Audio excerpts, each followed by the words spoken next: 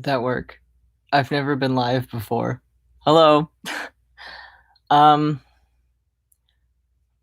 I don't know what this is. Okay, so basically I don't know, I wanted to update you guys on some stuff. I guess okay, so like obviously what's going on right now is kind of weird. I feel like it's kind of messing with a lot of us. Because it is this like low level of tension all the time, and it's this sort of break from structured time like we usually have. Like it's just very abnormal. And I was talking to my therapist about it today.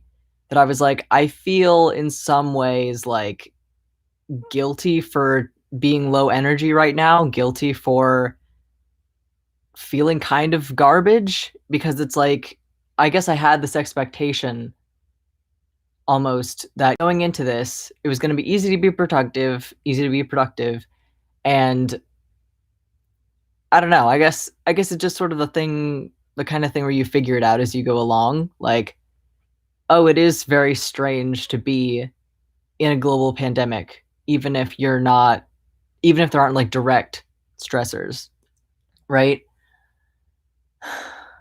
And so I just kind of wanted to come on here because I don't think there's going to be a video this week because honestly, I'm finding it really hard to collect my thoughts about a lot of things, and also I'm sort of having a lot of I'm trying to figure out what I want to do in general because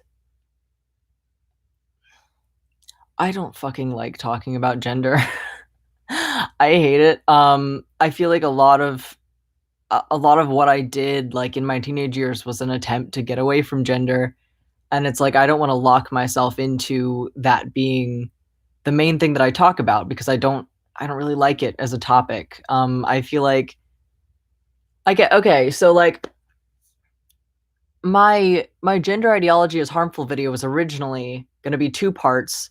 Well, it was originally going to be one part, but I didn't get like even a good chunk of what I wanted to say in the actual video because I spent a lot of time sort of defending my feelings, I guess, about it. And so I was like, okay, like after I did it, I was like, all right, I'm gonna upload this and then I'm gonna make a second part, right? The next week. Um, because I feel like sort of both of those things, like the first part that I put out informs my actual opinions, right? And that was the point. But then I didn't do that because I was like, I don't fucking want to talk about this. And I kind of been putting it off, right? Like I made my other videos instead of that. But like there's nothing like there is technically new stuff I can say, but so much of it's just hey, hello, somebody's in the chat. Hi. um but so much of it is just like a lot of it is theoretical, right? A lot of it is just stuff that we don't know. A lot of it is I'm doing a lot of like learning about research methods right now, and that's really fun. I really enjoy that kind of thing. How am I? Um Honestly, the last 2 days for me have been kind of weird. I made the mistake of going and looking through my old Tumblr archive, and honestly, it kind of threw me for a loop because like all of that old stuff that I'd felt when I was a teenager kind of came back to me. But I had therapy today, and talking to my therapist is always like, "Oh, like there's just a ball of tangled up yarn in my head, and you just knitted it into a sweater." So yeah, I'm feeling all right now. How are you doing? Um, anyway, what was I saying? Oh yeah, so I guess because the gender thing, right? A lot of it is that I'm noticing that a lot of the studies that when I was younger I thought, "Oh, this is like proof of this thing being correct or existing or whatever." They're not like a lot of it's not. And then there's a bunch of like conflicting data out there, but it's also like there's so much information that I don't feel like I can continue in good faith without because and now y'all are gonna get see like this is the problem with live shit where I don't have a script and I don't have another person prompting me is you guys get like all the my brain is tangled in a lot of ways. um but like a lot of it is, firsthand opinion, sort of like, I saw this kind of narrative happening in this space, and I think that was harmful in this way, or something like that.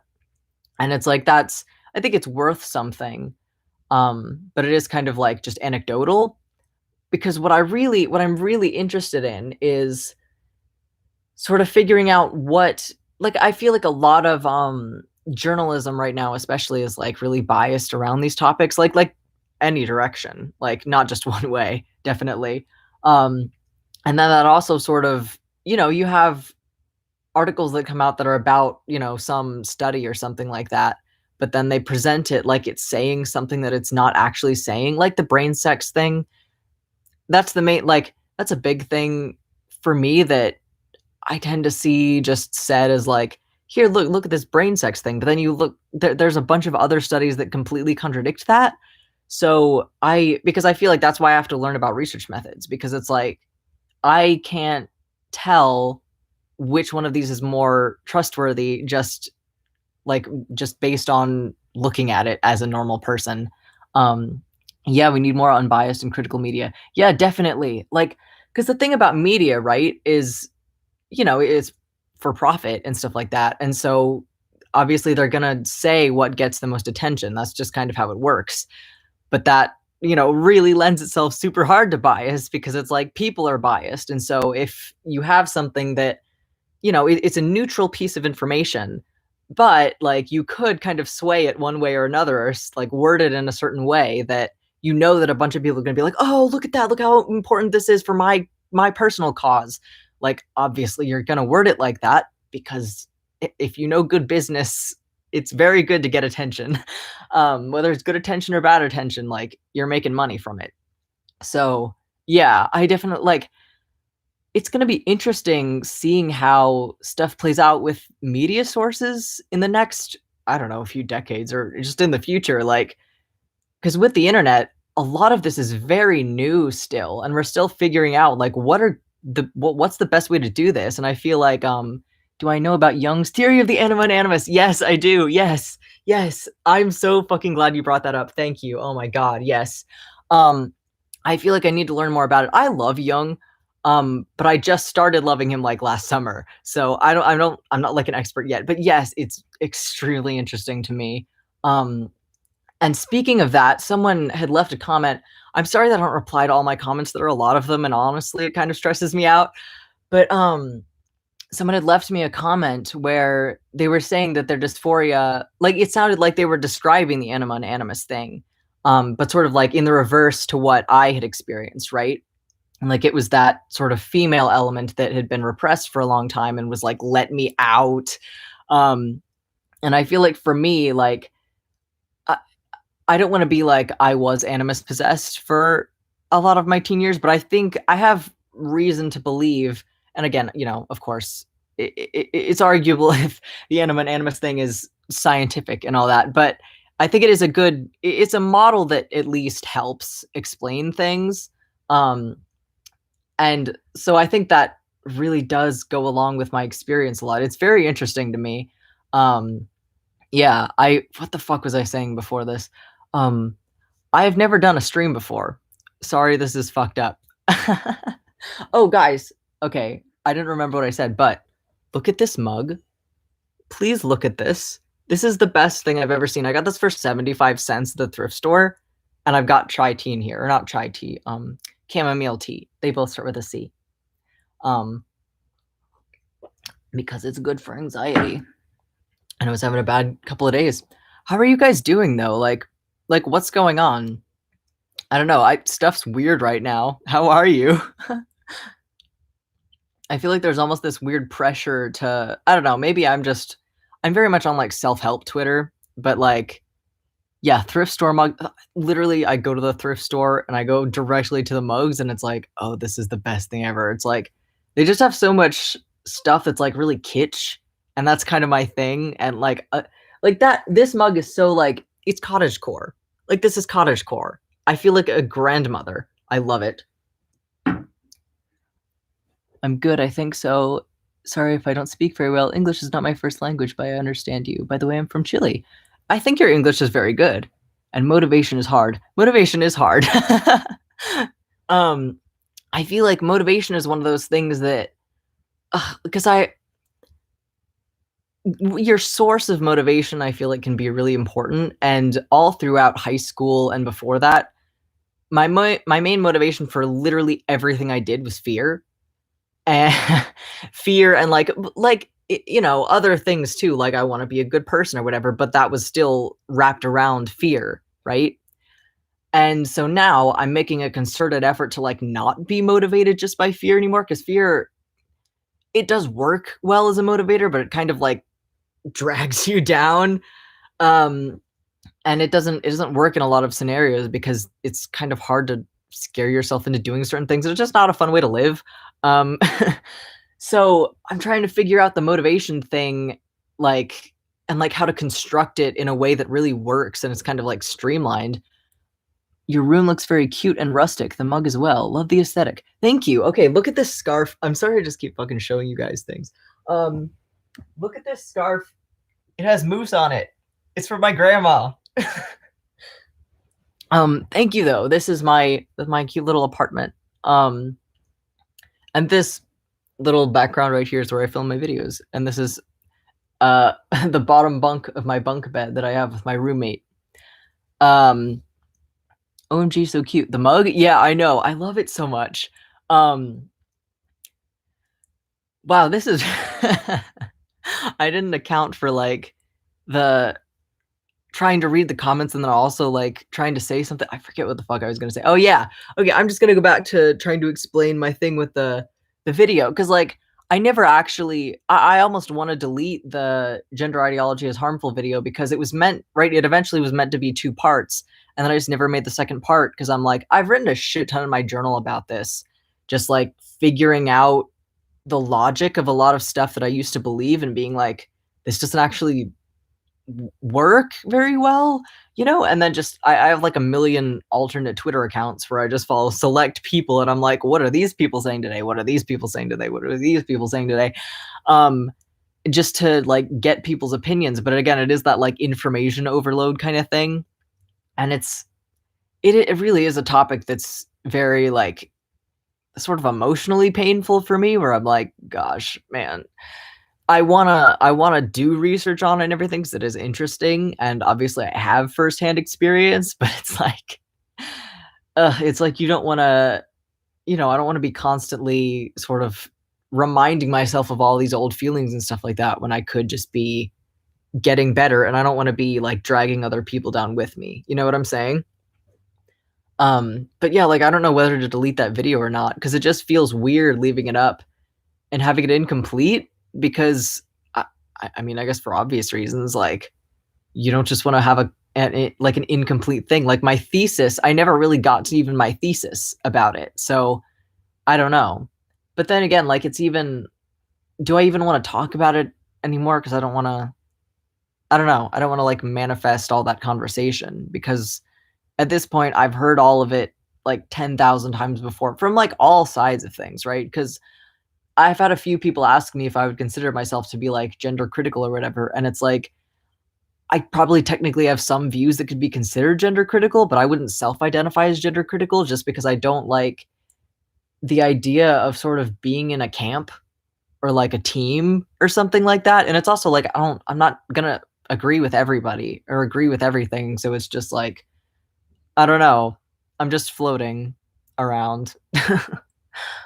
um, yeah, I sort of I just had class before this, so I just sort of came on here because I was thinking about it before, and I was like, I should say something. And I'd been wanting to try going live before because I haven't done it yet. This is my first time. Huh. Um, so yeah, that's just I'm very disorganized. My apologies. I think you should just work on another part, but that's up to you. I would say it's an important conversation to be had. I'm in the middle on it like you. And you could always private it until you come to a final decision with the video. I like that. Yeah. I definitely think it's something I don't want to completely abandon, right? I'm probably going to write about it some more. I'm honestly thinking of just like writing about it and then publishing the writing because it's almost like, I don't know if YouTube is necessarily the best platform for it, but I don't really know what would be a good platform for writing, because one thing I like about YouTube is the comments, right? That people can comment, because sometimes people are shitty, but it's like you're gonna get that either way. But it means that we can actually have discussion and stuff like that. But then it's also like you put up the finished video and you're like, you have your own thoughts and stuff like that. And then somebody says something and you're like, oh, I didn't think of that. But then your video's up and you're like, damn. um, so I don't know if it would be, because a lot of what I'm thinking about is like, it is very hypothetical. It's not like I'm saying this is the truth. This is the real thing right here. And it's almost like I feel like my opinions about it are sort of very open and nebulous, because it is just like, depending on the perspective you take, everything looks different. You are more than the sum of your parts, the meat, the body, a matter of indifference. It is okay to not want to continue talking about gender. Thank you. I guess I get scared that if I stop talking about gender, like, that's what everybody came here for. I don't know, but I guess it doesn't really matter either way, because it would suck more if you were like talking about something you hated. And then, like, even if people came there for that, I feel like people can pick up on that energy when you don't want to be there. So, yeah, I definitely like, I definitely want it, because it is something that I'm very intellectually interested in. It's just also like rough, So I might kind of intersperse videos about that with other things or something like that. Like, I don't want that to be my main thing that I talk about, because honestly, like,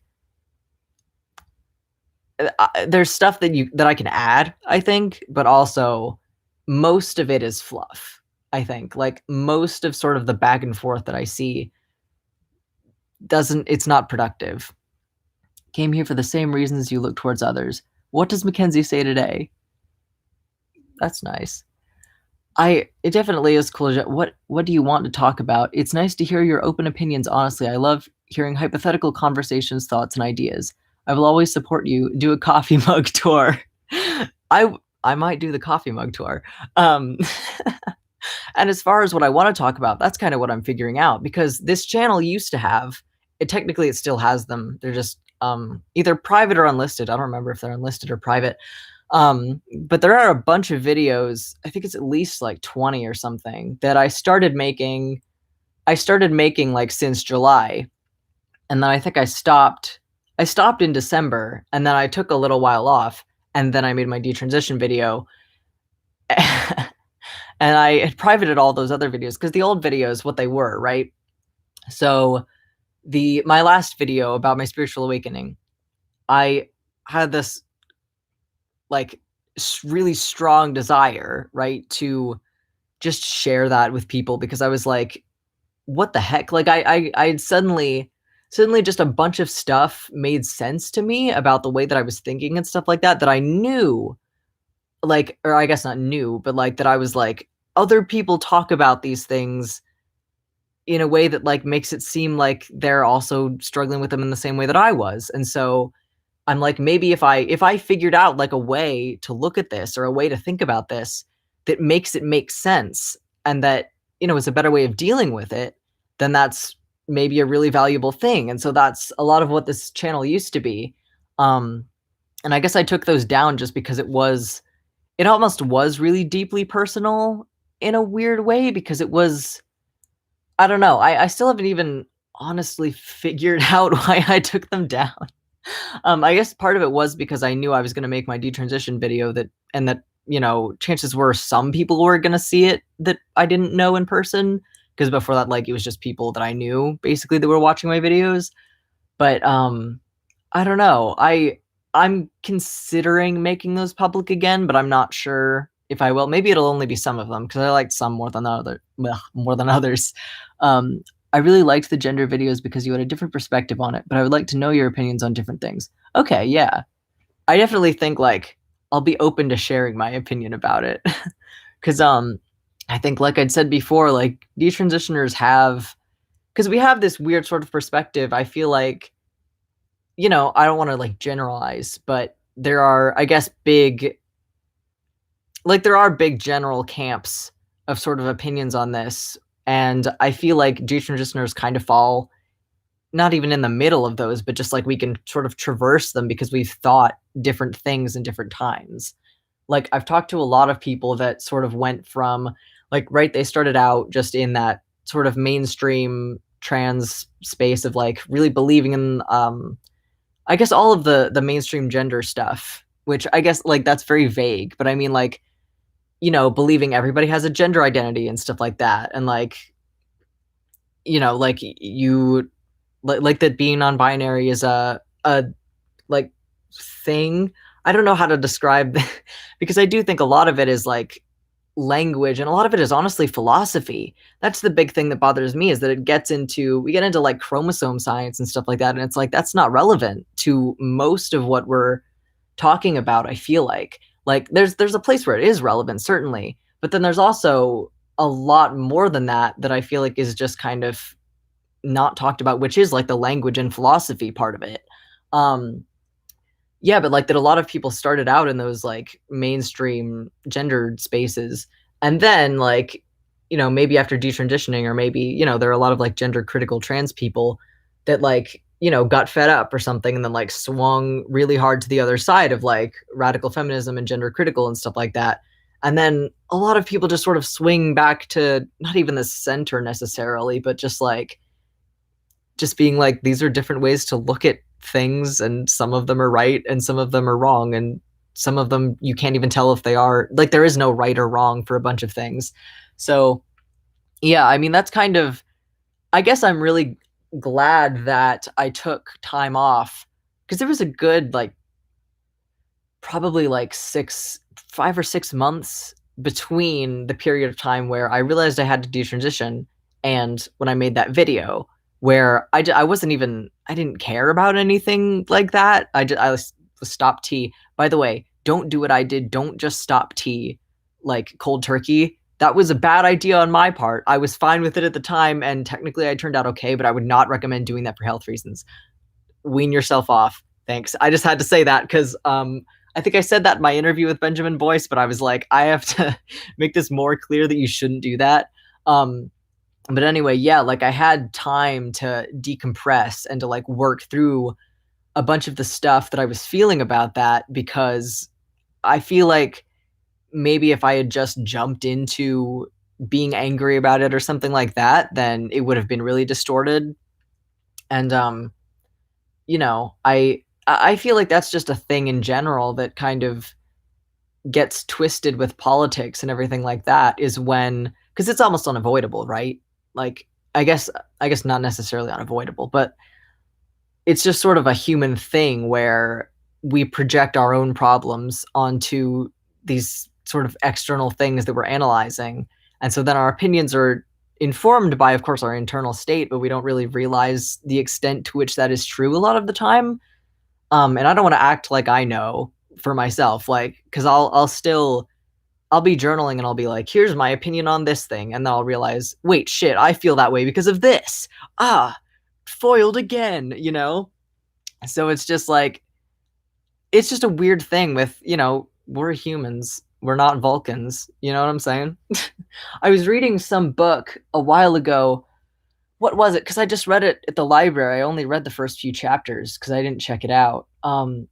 It was like something like Reason and Emotion or something like that. I don't remember who was by, but like there was one quote from it that I really liked, and I'm gonna butcher this horribly, but it was like our like rational faculties rest on the bed of our emotions. And I was like, I love this because that's true, right? I feel like that's kind of part of the problem with like worshiping logic because logic is this wonderful incredible thing, right? But if you don't pay attention to what's underneath it, if you don't pay attention to the emotions, then shit just gets twisted, man. Like they're both important and I feel like the balance of both of them is really valuable. How long have we been going? Oh, it's been like almost half an hour. um nice. uh yeah, so hey, it's Morgan from high school. Morgan, oh my god, hi, how have you been doing? Oh my god, I have missed you so much. Holy crap. Yeah, I am definitely doing a lot better. How are you doing? Oh my god, do you have any social media? Wow. I Oh, this is cool. I'm glad that you like found my stuff. I was just like because I was literally thinking the other day because I was thinking about like TSA and stuff and the game design stuff that we were doing, and I was like, am I ever gonna like interact with Morgan again? As you talk about detransition, and I would like to ask an opinion on a situation of gender dysphoria if it's not going to bother you. Yeah, sure.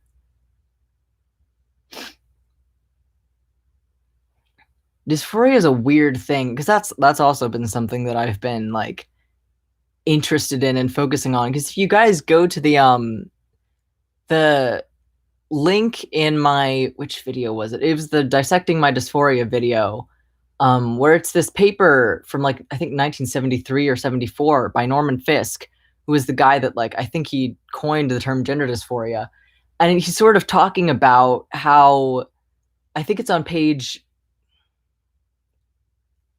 it either ends in like an 8 or a 6 or something, but it's not it's very short. Like you can read the whole thing pretty quickly. But he's talking about how he coined the term gender dysphoria to like be able to recommend transition for people that wouldn't originally fall under the like category of true transsexual or like what that was considered at the time. And that was really interesting to me because the whole thing, right, was that he would get a lot of patients that I think he said most of them were like gay people that sort of like really hated themselves unconsciously and like mapped again like unconsciously mapped like the criteria for transsexualism onto their lives. But it was like because the brain does that, right? And you can see this also with like I guess like diagnoses of mental illnesses and stuff like this, where people sort of, if there's a strong psychological, like emotional reason to, then like your brain will find little things in your background that sort of make that narrative fit for you. Even if, and again, like it's not on purpose, like it just happens if people have something that they're like running from or something like that, or if they like desperately want an explanation. And he was like, this seems like the best way to alleviate people's suffering at the time, right?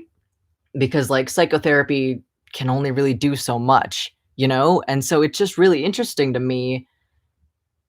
I guess because I've had a lot of people say like you were misdiagnosed or something like that. And I can't technically say if I was or wasn't. Like I seem to be to have been properly diagnosed from what I can tell, but I'm not an expert.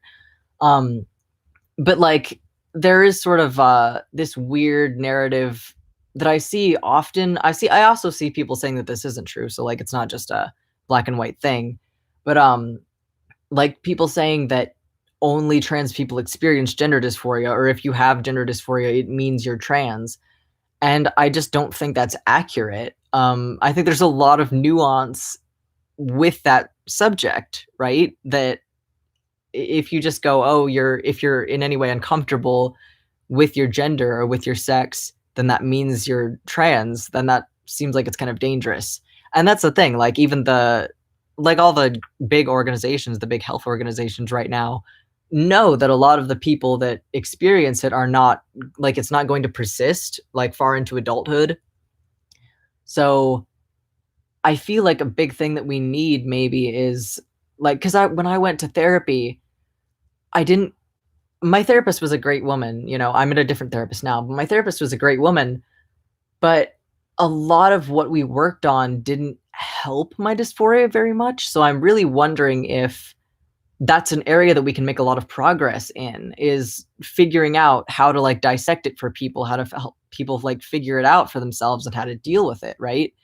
Because, you know, like, and that's not to, I don't want that to be an alternative to like, you know, treatments that people might need, like as, you know, you shouldn't be able to transition or something like that. Like that doesn't seem to make sense.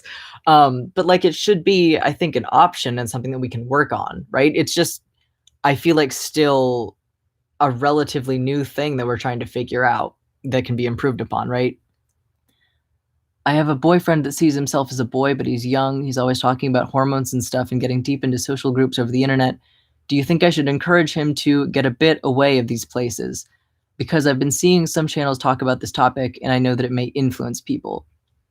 Okay, so I get a lot of questions that are similar to this. And I want to say, first of all, take everything I say with a grain of salt. um, I don't know how young we're talking, but seeing a therapist would probably be the ideal thing. I personally would probably recommend for this person to get outside of those spaces a little more and to, I guess, focus on something else, like a hobby or something like that, or like getting outside and like forming good social connections, because it's like it's almost like that kind of space can fill a hole sometimes, I feel like. And so even if he does end up being trans, right? It's going to be good either way to figure those things out. Influence may not be the right word, but I feel like it may lead to belief that transition will solve a lot of psychological issues. Yeah, definitely. And so I feel like that, yeah, like it's good to sort of do your best to get into a positive psychological state and sort of ground it in yourself before really latching on to anything, because I do think you're correct. I think it can fill a void, and it can, like, again, even if transition is right for you, like, it's still not going to solve all your problems. And so, especially when you're young and you have that expectation, like, it can be really damaging to go into it with that mindset. So, yeah, I guess my main advice would be to, like, pick up a hobby or something like that, maybe something social, like school clubs or something like that, and really focus, like, most of his attention on that kind of thing. But again, like, I'm not an expert. Take everything I have with, like, I say, with, like, the biggest grain of salt. So, yeah. I guess I'm really scared of giving, like, bad advice, because I'm not in a position to give advice other than that, like, that was my experience, but for a lot of people, it might be different. So, yeah, that's just what I would say. And by the way, I am getting, like, a lot of DMs. So if you're DMing me and I'm not responding, it's not personal, like, I swear. Um, it is just, like, I am getting a lot of them, and I wanna give everybody, like, the time and presence that they deserve, right? Because a lot of people are coming to me with things that are very deep and everything like that. And my number one suggestion would be to get a therapist, to talk to a professional. And if you can't get a therapist, hang on, maybe I can link this here. I had this list of, like, online therapy resources, and that, I think, because therapy is expensive, right? Some people have come to me like, yo, I don't have, like, my, sorry, I'm distracted because I'm trying to find it. Do do do do do. Yeah, that people here. I'll put this in the chat. Think. And some people are like, I can't, like, talk to my therapist about, or my parents about this for some reason. So yeah, like, those might be better. He's 16. I mean, really young. Yeah, I would definitely suggest, like, first and foremost, making friends and getting a hobby and stuff like that. Cause yeah, like, I feel like even if you're trans, those spaces can kind of suck sometimes. Like, I've heard this from trans people, right? That it can just exacerbate your dysphoria, because it is constantly like, you hear other people's insecurities and then you're like, oh shit, like, I didn't even think about that. And then, you become insecure about it. So I really do think it can, like, exacerbate what's already there in the first place. So yeah, that is young. Like, I would recommend probably finding a therapist or, like, talking to someone that knows what they're doing. Um, but yeah, like, a lot of people are coming to me with stuff like that. And I really like, journaling is good, stuff like that. Like, it, I guess my main thing, if I had to give advice just in general, is to focus on trying to figure, like, get to know yourself, right? And maybe remove the context of, am I or am I not trans? Should I or should I not transition? Because it's not that that isn't important, but it's like that lays on the bedrock of everything else, right? And so, and also, like, if you, like, get to know yourself and get to learn how your emotions work and stuff like that and how you operate, that's just gonna help you for your whole life, you know? So maybe, like, pick up a journaling habit or something, pick up meditation. It's not gonna solve your problems, but it's gonna help. It's gonna, like, probably bring you clarity. And, like, journaling, meditation, like, those individual things might not be for everyone. Like, that's what I like. But maybe for you, it's running. Maybe for you, it's painting or something like that, right? Also, many universities and colleges have free counseling if you are in college. Yes, yes, that's true. If you are in university, they usually have free counseling. Oh god, I had a shitty experience with our school counselors, but that's like another topic. Also, picking up a sport may help. Yeah, a sport. Like, definitely things that are, like, outside and active and with your body, right? Moving your body, getting in touch with your body. I think that's really important. Thank you a lot. I think what you said isn't, like, extreme, so it's applicable. Maybe refresh his mind with other things. And also, thank you for the attention. Yeah, of course. Um, yeah, I mean, I definitely I definitely don't wanna be, like, trying to push anybody in any direction. Because like, the ideal scenario, right, is that you find your own clarity and figure it out for yourself, right? And that's probably, like, the best case scenario. Oh, my voice hurts. Did you did you guys, did anybody watch my Benjamin Voice interview where I talked about I think it was near the end where I was like, "My voice hurts a lot after talking now," because I think my theory for this is I guess I have multiple theories.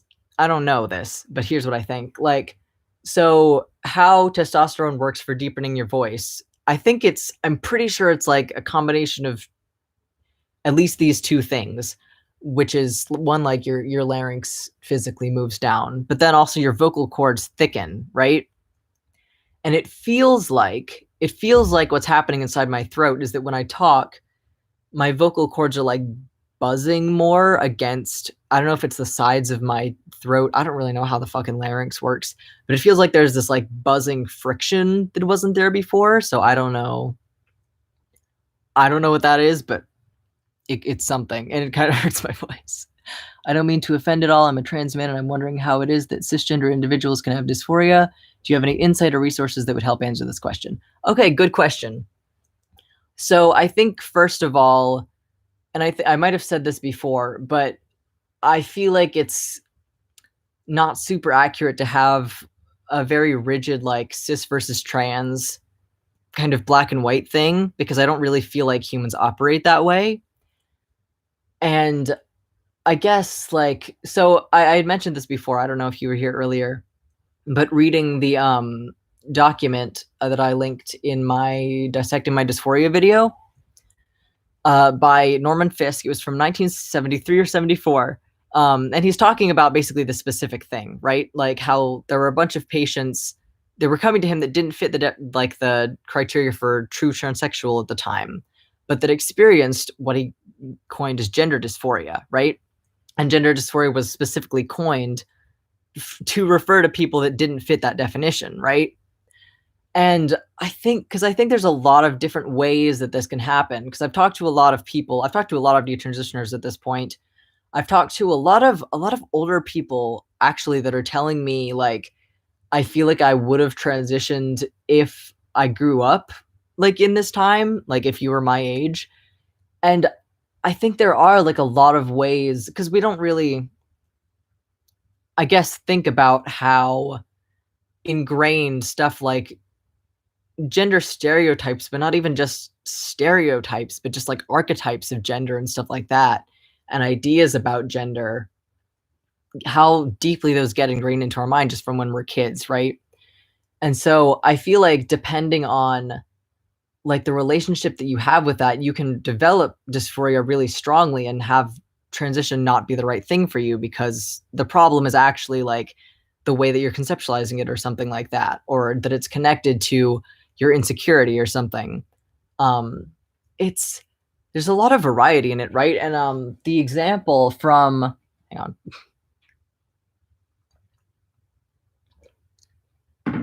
The example from the Norman Fisk paper specifically was like self-hating gay people. And especially like at that period in time, you can imagine why people would be self-hating for that reason. And many still are now. That I think we sort of underestimate also like the role that the unconscious mind plays in that kind of thing. Because gender is this like major component of life, right? It affects so much of how people perceive you, so much of how you perceive yourself, so much of, and I think a lot of that can kind of become a self-fulfilling prophecy as well. I know that like I was always really worried about people seeing me certain ways because I was female. And so then whenever people even appeared to see me that way, like I would notice it more, right? Yeah, so I don't have like an answer, but it's definitely possible. um I loved your ego loss video. 20 years ago, I escaped depression with the help of Zen concepts, DT Suzuki. Seeing the moment without past burden, fear of future, false ideas of self, like dysphoria. Yeah, yeah. It's been so interesting to me seeing other people's like experiences with this kind of thing. And yeah, the false sense of self thing, that's I think a lot of where my dysphoria came from because it was this like ego construct, right? It was almost this ideal self, and then there was this like I would never be able to reach it in a way that I would look in the mirror, and it almost was similar to, I feel like, if maybe I had problems with my appearance in other ways or something like that, but almost like with this different filter over top of it. And so it was always just constantly like my internal idea of myself was not being recognized by others. And I think part of what I realized when I had my ego death was that that was never going to happen anyway. Like, no matter what, right? Not even just with gender, but with anything. Like, no one is ever actually going to be able to see into your soul except for you, right? And that is why it's so important to love yourself and to know yourself, because you're the only person that can fully that can actually perceive all of that stuff. And I think there's something to be said too for the idea that other people might come to know you better than you know yourself, hypothetically, by like being around you, and that like humans self-deceive and stuff like that. And that's a cool topic for me as well. But like, I guess the big takeaway for me was that if I was going to spend so much of my like mental energy being freaked out because people weren't seeing me the way that I saw myself, like it was just fruitless the whole time, you know? So I guess it just felt like I was like running on a treadmill, and like somebody was like constantly like pushing the like increase speed button, and I was like running faster and faster and faster, and I was just getting out of breath. And then somebody just stopped the treadmill, and I was like, "Oh shit." Cool. Oh, and another thing I wanted to mention with that video, I've gotten a few people, and I guess that's not just even with that video, but like I've gotten a few people trying to like diagnose me with things. I would appreciate if you didn't. I do have a therapist. I do talk to her about this kind of thing, and there's a reason that professionals like you diagnose your own client and stuff like that after knowing their history and stuff like that, after talking to them, after getting these specific details, because a lot of things look like other things, and it's not really reliable to see a few videos of someone on the internet and like think you can diagnose them, like I'm not mad or anything like that. Just right, like I've talked to my therapist about it. I was like, do you think this is relevant? And she's like, I don't think so. And so I don't know, I just wanted to put that out there. Hi Sam. um yeah, so it's been like 45 minutes. I thought it was gonna be tough to be on here for a long time, but it's already been 45 minutes. Wow. Alrighty then. I should probably end this soon. I have a class at 6. I have to do stuff before then. Um, did the person who asked me about dysphoria, was that the same person that gave me that question? Hang on. Oh yeah, okay. That person asked. I just wanted to make sure. Yeah, so I guess just closing online class. Yeah. And on Zoom. Zoom is so weird, you guys. It's like uh, there's this very like social element to class usually that is like, I guess I didn't notice the absence of it first as much, but now it's just like people on screens, it's not the same. Like you don't feel the vibes. It's like it's just attached, right? It's cool still. Like my video class that I just had before this, like she literally like the class before she was like bring your favorite snack. In this class she was like bring your favorite drink, and then we like talk about it and we like make a like we like speak about the symbolism of it and shit. Like um mm, do you think it's better to breach performance gender than biological to close the gap between the internal sense of self and the roles others project on you? Yeah, I mean, that's the big question, right? Because I wonder, and here's where we get into like speculation, right? Is that I wonder to what extent we will really be able to get away from the performance of gender. Because I guess one thing that I've sort of noticed about gender is that for a lot of people, it's just inconsequential. Like it doesn't matter. And so, like, for some people, it's just sort of like, "Mm, I don't really care. So I guess I'll just I'll wear these clothes that are expected of me. I'll do these things that are expected of me because my attention is elsewhere, right? Like it's not something that a lot of people pay attention to necessarily. And so I almost wonder, like, I don't know, like, it's like, would we come up with like a new human default or something, which is kind of interesting. But it's like, it also then kind of brings up the question of how much of this is innate. And that's the big thing that I can't fucking figure out is how much of what we're doing is innate and how much of it is learned and conditioned. And how much of that, because we know about neuroplasticity, right? Our brains change based on how we use them. And so it almost makes me wonder, like, can we ever actually divorce the concept of performative gender with like from biology and stuff like that without having like a very, I guess, deliberate intention for doing that? Because like I almost feel like because then we have to get into like branding and stuff like that. Like it's super profitable to make things gender like segregated and stuff like that with products. Like this is men's lotion, this is women's lotion, and it's pink, and stuff like that. And that's like a big fucking thing because it's like we're the small people. um, and so it's like I don't know. Like I'm sorry, I'm being really discombobulated right now. I have so many fucking thoughts about this. And I'm not gonna be coherent about it. But yeah, like I think ideally, I think it would be great to like divorce external concepts of gender from biology and stuff like that. Like I think that's probably a big goal of mine, right? Is to be like you can literally be whoever you are regardless of what your body is like. Like you can wear what you want and stuff like that. You can do what you want. You can say what you want. Like it doesn't have to matter. And I feel like we're going that direction, right? But there's also a lot of sort of different variables that are happening, and it's like confusing. Again, I'm sorry that was fucking everywhere. I'll maybe write about that later because I that's a big thing that I've been writing about is like how do we solve that problem, right? Hope you weren't asked that already. Please ignore if you were. Do you still feel discomfort with your sex or gender and has it dissipated with detransition? Good question. So it's kind of weird. Like it's still there.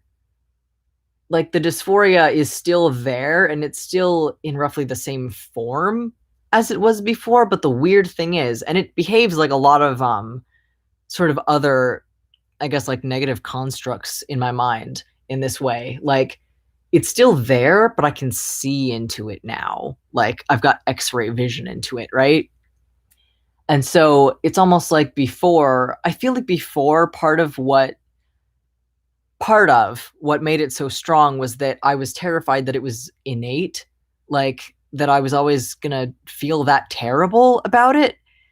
And now it's almost like it's there if I summon it almost, or if like, maybe I'll look in the mirror and I'll recognize that it's there, it's present in some way, and I'll get like that bodily sensation. But then it's in the same way as like other anxieties and insecurities where I'm like, okay, like I see you, I understand you, I see what you're trying to communicate to me.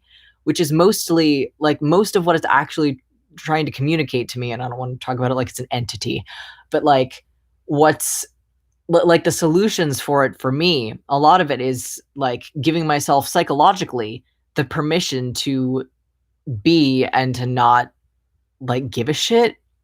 And it's hard to explain that, right?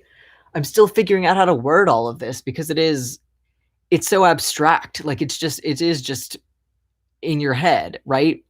But it is the kind of thing that meditation really helps with because it does help me to kind of like separate myself from it. Like, oh, this is something that I'm experiencing here. This is, but I see that it's information, right? And it doesn't necessarily mean for me because the answer for me isn't changing my body. That made things worse because it sort of gave the dysphoria itself more strength, right? Um, I got off track there, I think, but hopefully that explained that. But it's much better now. It has kind of been getting worse in the last couple of days, which has been very interesting to me because I felt worse the last few days, right? Because I look back on my old shit. Don't get too nostalgic. You'll hurt yourself. Um, yeah, but that and like my eating problems have kind of cycled back around because it is like a cycle, right? That's the thing I keep realizing about all of this is it's just cycles, right? You sort of work things out in some capacity one time around and you're like, nice, I got it. Ching. And then you send it over here. And then eventually it loops back around and it's like, hey, you've got unfinished business. And so then you have to figure out more stuff. So I guess right now, like, it feels like it's coming back around again, but it's like much easier to deal with this time. Oh, how I wish we could divorce the concept of performative gender. I know, right? Fucking mood. Great point / pointers. Thanks for such an expansive answer. Yeah, definitely. Thanks for answering. Thanks for answering. I can relate to your description of your experience now a lot as a male G10 listener. Nice. We're having solidarity in this chat tonight. Yeah, so I mean, I think that's a big part of the reason that I hope that we develop better therapy around this because at one point I'd seen this scale from some doctor. I think it was kind of old, but like this, I guess, transsexuality scale where it was like I think it was like 1 to 5 or 1 to 6 or something like that. And I think on one, and we're gonna get politically incorrect because it was fucking old and shit, but like one was like they were like transvestites, like people that don't really experience dysphoria and stuff like that. Like they just kind of dress in the opposite sex clothes for fun or whatever. And it's like I say that kind of like it's funny because opposite sex, you know what I fucking mean.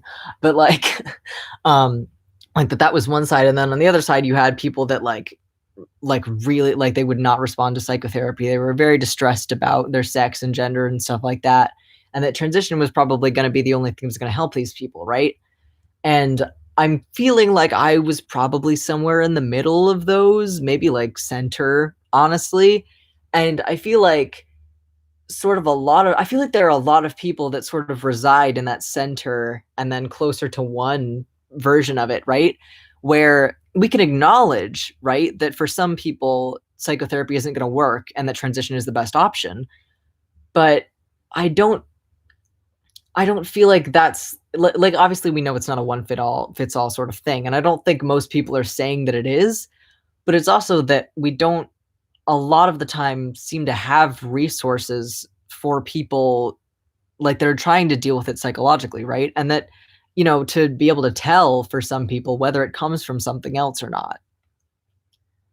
Facts, oh my god, we need better gender therapy. Yeah, we do. Maybe I'll fucking go back to school, get a psych degree, and then become a gender therapist.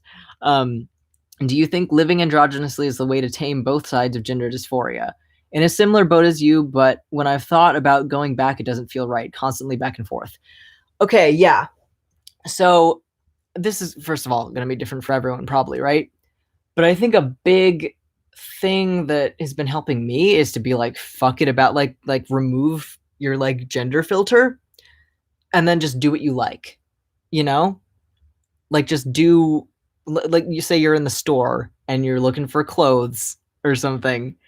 And I guess stores have sections for male and female, so maybe that doesn't work as well. But you're looking at stuff and just, maybe thinking about it less in terms of like what gender would I like to pass as or something like that, or what gender do I feel more like right now or something like that. But just sort of like, what do I like? What do I think I would feel comfortable in? And I guess that kind of goes back into the like learning yourself thing, because it's like we can sort of, I guess if we're focused on the concept of gender, we sort of learn about ourselves like implicitly just by doing that process and figuring out what we're comfortable with, but it's really like imprecise almost, right? Like we're just learning about ourselves in the context of gender, which is really wrapped up in stereotypes and stuff like that. So I think it's maybe most helpful to just remove that layer and just be like, what do I like? How do I like to present? Because that's what I've been doing. And I find that I do tend to fall more on the androgynous area of things. Like this summer I had thought maybe like, because I had recognized that I had, along with all of this stuff, like shame about femininity, right? And I was like, maybe like part of the answer to this for me is to like go more towards femininity right now and sort of like reclaim that for myself. And I think that was like a good exercise, but also it's not, at least right now, burped a little bit, sorry. It's not where I'm comfortable. I'm kind of and like my mom too. I'm a lot like my mom in this way. Like I'm a very kind of t-shirt and jeans sort of person, t-shirt and shorts, just chilling. So I guess it is just like, right, figure out what you like, outside of all of that other stuff.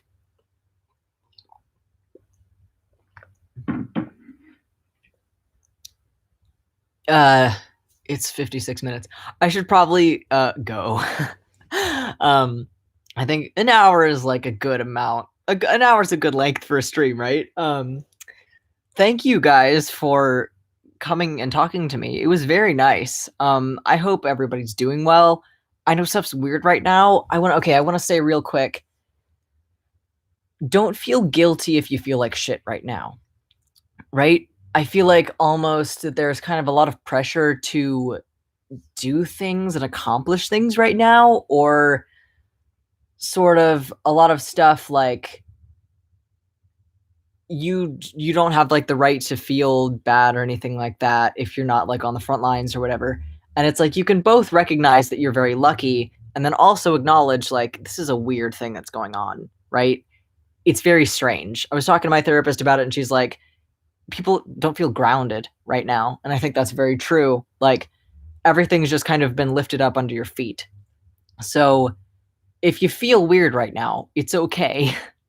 And honestly, what might help is those like grounding activities, right? If you figure out something maybe creative or like active that you can do every day or something like that, just to keep you sort of, so that you're not just floating down in this weird river of like timelessness and not knowing what the fuck the day is or whatever. Like, figuring out something that's enjoyable to you, something that's relaxing, right? And just sort of take this time for yourself. Yeah, I just wanted to be like, hey, it's okay to feel weird, but we're gonna get through this. It's gonna be okay. It's gonna be a weird few months at this point, weeks, months. It's gonna be a weird time, but we're gonna get through it. It's gonna be okay. Bye. Thank you. This has been extremely helpful. Before you go, thanks for answering my question. Yeah, sure. I missed most of this, lol, but I'm glad I caught the last few minutes. You're awesome.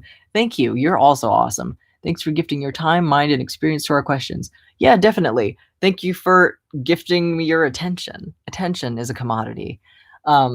Yeah, thanks everybody. This was chill. Peace sign, whatever this is. I love this.